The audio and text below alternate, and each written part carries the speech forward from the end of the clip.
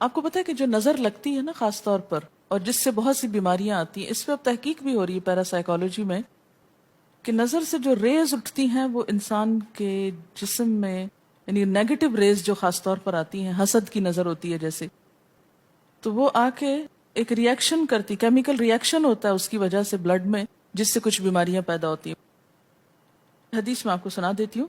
حضرت ام سلمہ سے روایت ہے کہ آپ صلی اللہ علیہ وسلم نے ایک لڑکی کے چہرے پر کالے پیلے رنگ کا نشان دیکھا تو آپ نے فرمایا اسے نظر بد لگ گئی ہے، اس پر دم کرو۔ حضرت جابر کہتے ہیں کہ آپ صلی اللہ علیہ وسلم نے آل حزم کو سانپ کے ڈسنے کی وجہ سے دم کرنے کی رخصت دی، اور آپ نے اسما بنت امیس سے پوچھا کیا وجہ ہے کہ میرے بھتیجے کمزور ہیں، کیا فقر و فاقہ کا شکار ہیں، یعنی کھانے پینے کے باوجود یہ کیوں کمزور ہیں، کیا ان کو کچھ کھانے کو نہیں ملتا؟ انہوں نے کہا نہیں، بلکہ انہیں نظر بد بہت جلد لگ جاتی ہے، تو آپ نے فرمایا ان پر دم کیا کرو۔ یعنی جس بیماری کی سمجھ میں نہ آئے کہ کھائے پیے بھی انسان جوان بھی ہو لیکن اس کو صحت ہو ہی نہ، کوئی ظاہری سبب معلوم ہی نہ ہو، تو ایسے شخص پر دم کرنا چاہیے۔ حضرت عائشہ صدیقہ کہتی ہیں کہ رسول اللہ صلی اللہ علیہ وسلم نظر بد کی وجہ سے دم کرنے کا حکم دیتے تھے۔ حضرت انس کہتے ہیں کہ آپ صلی اللہ علیہ وسلم نے نظر بد اور بچھو وغیرہ کے ڈسنے سے اور پھوڑوں سے دم کرنے کی اجازت دی، یعنی پھوڑے وغیرہ جو ہوتے ہیں نا اس پر بھی دم کی اجازت دی، تو جسمانی بیماری ہے نا۔ اور نظر کے بارے میں تو یہ بھی کہا گیا ہے، حدیث میں آتا ہے کہ نظر بد کا لگنا حق ہے، انسان کو اونچے پہاڑ سے گرا سکتی، کیونکہ ہوتا کیا ہے کہ جب ایک خاص اینگل سے دیکھا جاتا ہے تو دوسرے انسان کے جسم میں جیسے لرزہ سا آ جاتا ہے نا، اور انسان ہل جاتا ہے۔ اس کی دلیل قرآن میں بھی ہے، ایک سورت کے آخر میں آتا ہے وَإِن يَكَادُ الَّذِينَ كَفَرُوا لَيُزْلِقُونَكَ بِأَبْصَارِهِمْ لَمَّا سَمِعُوا الذِّكْرَ، کہ قریب ہے کہ کچھ کافر آپ کو اپنی نگاہوں سے کیا کر دیں، پھسلا دیں جب یہ قرآن سنتے ہیں۔ یعنی وہ سننے نہیں آتے تھے، صرف آپ کو گھورتے رہتے تھے۔ اور کس لیے گھورتے رہتے تھے؟ تاکہ آپ بول نہ سکیں، آپ لرز جائیں، ڈگمگا جائیں، اپنا کام چھوڑ دیں، بری نیت سے آتے تھے۔ وَيَقُولُونَ إِنَّهُ لَمَجْنُونَ، کہتے ہیں کہ یہ تو مجنون ہو گیا۔ آپ صلی اللہ علیہ وسلم نے فرمایا نظر بد حق ہے، اگر تقدیر سے کوئی چیز سبقت لے جا سکتی ہوتی تو وہ نظر بد ہے۔ پتہ کیسے چلے؟ چل جاتا ہے، پتہ کیوں نہیں چلتا؟ مثلاً آپ کا بچہ ہنس رہا تھا، کھیل رہا تھا، دودھ پی رہا تھا کہ اچانک کوئی شخص آیا اور جب وہ اٹھا تو بچے نے شور کرنا شروع کر دیا، اور پتہ چل جاتا ہے۔ بعض اوقات گھر ہی کے لوگوں کی لگ جاتی، بعض اوقات محبت سے بھی لگ جاتی، کہ بچہ کھیل رہا تھا، آپ دیکھتے کہ وہ گر پڑا، اچانک رونا دھونا شروع ہو گیا، سر پٹ گیا۔ حدیث میں آتا ہے نظر بد انسان کو موت تک اور اونٹ کو ہانڈی تک پہنچا دیتی ہے۔ اونٹ کو ہانڈی تک پہنچانے کا مطلب کیا ہے؟ ذبح کرنا پڑ جاتا ہے، تڑپنے لگتا ہے۔ آپ صلی اللہ علیہ وسلم نے فرمایا اللہ کی قضاء اور تقدیر کے بعد سب سے زیادہ نظر بد کی وجہ سے میری امت میں اموات ہوں گی۔ آپ صلی اللہ علیہ وسلم نے فرمایا نظر بد سے اللہ کی پناہ طلب کیا کرو، کیونکہ نظر بد کا لگنا حق ہے۔ اسما بنت امیس نے آپ سے گزارش کی کہ بنو جعفر کو نظر بد لگ جاتی ہے تو کیا وہ ان پہ دم کر سکتی ہیں؟ آپ نے فرمایا ہاں، یعنی ایک عورت بھی دم کر سکتی ہے، اور اگر تقدیر سے کوئی چیز سبقت لے جانے والی ہوتی تو وہ نظر بد ہے۔ آپ نے فرمایا بے شک نظر بد انسان پر اثر انداز ہوتی ہے، حتیٰ کہ اگر وہ ایک اونچی جگہ پر ہو تو نظر کی وجہ سے گر بھی سکتا ہے، یعنی فزیکلی بھی اثر انداز ہوتی۔ اور آپ دیکھیں کہ وہ قرآن پاک میں نہیں آتا وَمِن شَرِّ حَاسِدٍ إِذَا حَسَد، اور حاسد کے شر سے جب وہ حسد کرے، تو نظر بد ہوتی کس کی ہے؟ حاسد کی ہوتی۔ بری نظر کس کی ہوتی ہے؟ حاسد کی۔ تو جو صبح شام 3 دفعہ یہ پڑھتے رہیں ان کو حاسد کچھ نہیں کر سکتے، ان کا کچھ نہیں بگاڑ سکتے، جتنا چاہیں گھورتے رہیں۔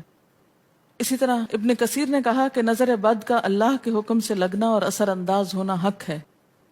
تو جب اللہ کی پناہ لیتے ہیں نا قل اعوذ برب الفلق، قل اعوذ برب الناس، تو آپ نے اللہ کے پناہ لے لی، شیلٹر میں آ گئے آپ۔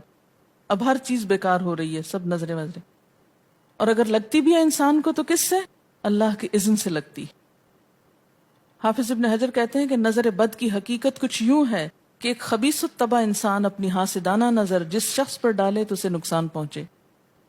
ابن قیم کہتے ہیں کچھ کم علم لوگوں نے نظر بد کی تاثیر کو باطل قرار دیا ہے، اور ان کا کہنا ہے کہ یہ محض توہم پرستی ہے اور اس کی کوئی حقیقت نہیں، لیکن حقیقت یہ ہے کہ یہ لوگ سب سے زیادہ جاہل اور ارواح کی صفات اور ان کی تاثیر سے ناواقف ہیں، اور ان کی عقلوں پہ پردہ پڑا ہوا ہے، جبکہ تمام امتوں کے عقلاء باوجود اختلاف مذاہب کے نظر بد سے انکار نہیں کرتے. یعنی صرف اسلام میں نہیں، دیگر مذاہب میں بھی یہ کانسیپٹ پایا جاتا ہے، اگرچہ نظر بد کے سبب اور اس کی جہت تاثیر کے سلسلے میں ان میں اختلاف ہے. پھر کہتے ہیں اس میں کوئی شک نہیں کہ اللہ تعالیٰ نے جسم اور روحوں میں مختلف طاقتیں اور طبیعتیں پیدا کی ہیں، اور ان میں کئی خواص اور اثر انداز ہونے والی کیفیات ودیت کی ہیں. آپ دیکھیں کہ لو چلتی ہے تو اثر نہیں ہوتا، اس کا بھی تو اثر ہوتا ہے نا، حالانکہ وہ نظر نہیں آ رہی ہوتی. اور کسی عقل مند کے لیے ممکن نہیں کہ وہ جسموں میں روحوں کی تاثیر سے انکار کرے، کیونکہ یہ چیز خود دیکھی اور محسوس کی جا سکتی ہے. اور آپ دیکھ سکتے ہیں کہ ایک شخص کا چہرہ اس وقت انتہائی سرخ ہو جاتا ہے جب اس کی طرف وہ انسان دیکھتا ہے جس کا وہ احترام کرتا ہے، اور اس سے شرماتا ہو، اور اس وقت پیلا پڑ جاتا ہے جب اس کی طرف ایک ایسا آدمی دیکھتا ہے جس سے وہ ڈرتا ہو. یعنی جس سے آپ ڈرتے ہیں وہ آپ کو دیکھے تو آپ کا رنگ پیلا ہو جاتا ہے. فرمایا یہ سب کچھ روحوں کی تاثیر کی وجہ سے ہوتا ہے، اور چونکہ اس کا تعلق نظر سے ہوتا ہے اور اس لیے نظر بد کی نسبت آنکھ کی نظر کی طرف کی جاتی ہے، حالانکہ آنکھ کی نظر کچھ نہیں کرتی، یہ تو روح کی تاثیر. یعنی نظر یہ نظر نہیں ہے صرف، بلکہ اندر سے روح یا احساسات ہیں جو ٹرانسفر ہوتے ہیں. آپ دیکھیں کہ محبت کی نظر کیا اثر نہیں کرتی؟ کرتی ہے نا. اسی طرح نفرت کی، غصے کی، اور آپ کے چھوٹے بچے خاص طور پہ نظروں کو بہت پہچانتے ہیں. آپ نے دیکھا ہوگا کہ بچے کچھ لوگوں کے پاس فوراً چلے جاتے ہیں اور کچھ لوگوں کے پاس نہیں جاتے. بچوں کی مثال اس لیے دے رہی ہوں کہ وہ معصوم ہوتے ہیں نا، ان کو کسی نے سکھایا پڑھایا نہیں ہوتا کہ ادھر جاؤ اور ادھر نہ جاؤ، اور اگر آپ سکھائیں پڑھائیں بھی تو پھر بھی وہ اپنی مرضی کرتے ہیں، آپ کی نہیں مانتے. تو وہ ایک طرح سے بہترین جج ہوتے ہیں. بعض لوگوں کو دیکھ کے بچے رونے لگتے ہیں، بعض کو دیکھ کے مسکرانے لگتے ہیں. تو یہ ایسا کیوں ہوتا ہے؟ اچھا، اسی طرح اگر کوئی شخص کانسٹنٹلی آپ کو دیکھ رہا تو آپ کانشیس ہو جاتے ہیں، آپ ٹھہر نہیں سکتے. اسی طرح اگر کوئی سٹیئر کر رہا ہو تو اس کی نظروں سے بعض اوقات خوف بھی آنے لگتا ہے. اللہ نے کیسی کیسی طاقتیں انسان کو دی ہیں. سلطان النصیرہ. اچھا، پھر لکھتے ہیں کہ روحیں اپنی طبیعتوں، طاقتوں اور کیفیتوں اور اپنے خواص کے اعتبار سے مختلف ہوتی. سو حسد کرنے والے انسان کی روح واضح طور پر اس شخص کو اذیت پہنچاتی ہے جس سے حسد کیا جاتا ہے. ویسے بھی تو آپ دیکھیں نا، وہ رویے ایک دم آپ پہچان لیتے ہیں. یہی وجہ ہے کہ اللہ تعالیٰ نے حاسد کے شر سے پناہ طلب کرنے کا حکم دیا ہے. حاسد کی تاثیر ایک ایسی چیز ہے جس سے وہی انکار کر سکتا ہے جو حقیقت انسانیت سے خارج ہو. جنوں کی نظر بھی لگتی ہے. یہ میرا قول نہیں ہے، حدیث ہے. حضرت ابو سعید خدری سے روایت ہے کہ رسول اللہ صلی اللہ علیہ وسلم جنات اور انسانوں کی نظر بد سے پناہ مانگتے تھے. یعنی آپ جو پناہ مانگتے تھے بری نظر سے، وہ انسانوں کی بھی اور جنوں کی بھی. پھر جب معوذتین الفلق اور الناس نازل ہوئیں تو آپ انہی کو پڑھتے اور باقی دعائیں آپ نے چھوڑ دی تھی. یعنی قل اعوذ برب الفلق، قل اعوذ برب الناس، پھر سب چیزوں کے شر سے بچنے کے لیے کافی. یاد رکھیے بعض اوقات اپنی نظر بھی لگتی ہے، خود کو بھی نظر لگتی ہے.